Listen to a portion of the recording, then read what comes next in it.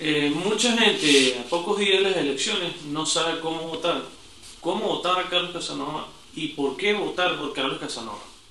Bueno, ¿por qué votar por Carlos Casanova? Por una dilatada tradición de lucha política. Yo fui jefe de campaña de la campaña primaria de Enrique Capriles en el Táchira. En el Táchira sacamos la más alta votación que se pudo haber sacado en el resto del país. He sido jefe de estrategia de los comandos de campaña de todas las campañas de la Mesa de la Unidad Democrática, a excepción de la última campaña de gobernador. Estuve en el comando de estrategia de la campaña de Daniel Ceballos, de tal manera que yo siempre he estado con la mesa, haciendo la campaña junto con la mesa.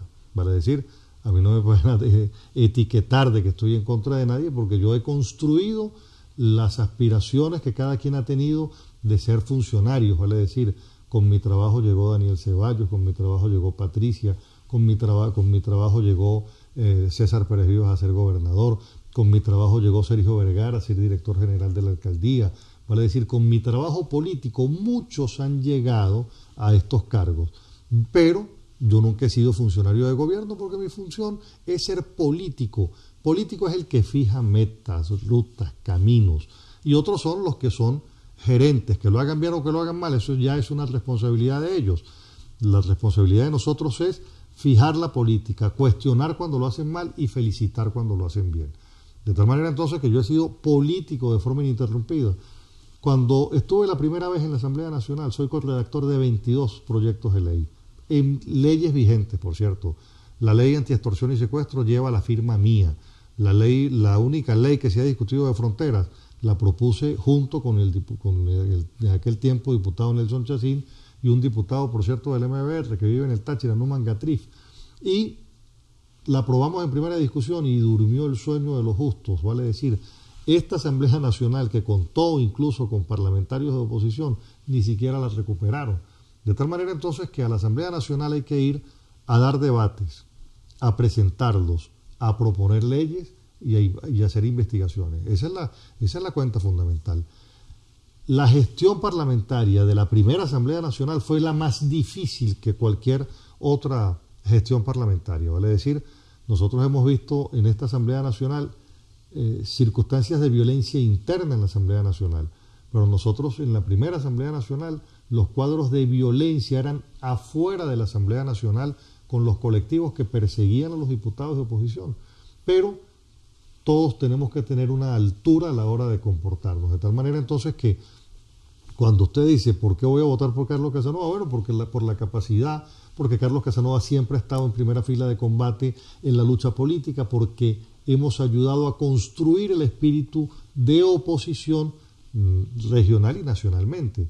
Nosotros tenemos que acabar, por cierto, el cuento de que dirigente nacional es el que está en Caracas.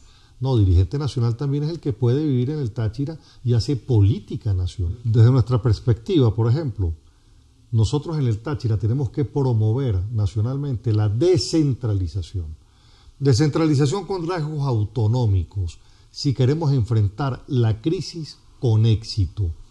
Si nosotros el modelo centralizado que tiene el gobierno nacional lo vamos a cambiar por un modelo centralizado en la transición, o lo vamos a cambiar por un modelo centralizado de gobierno posterior a que se acabe la revolución, pues simplemente vamos a seguir viviendo en el fracaso y en la crisis. La única manera que nosotros tenemos de resolver más rápido, de enfrentar la crisis, es por vía de la descentralización.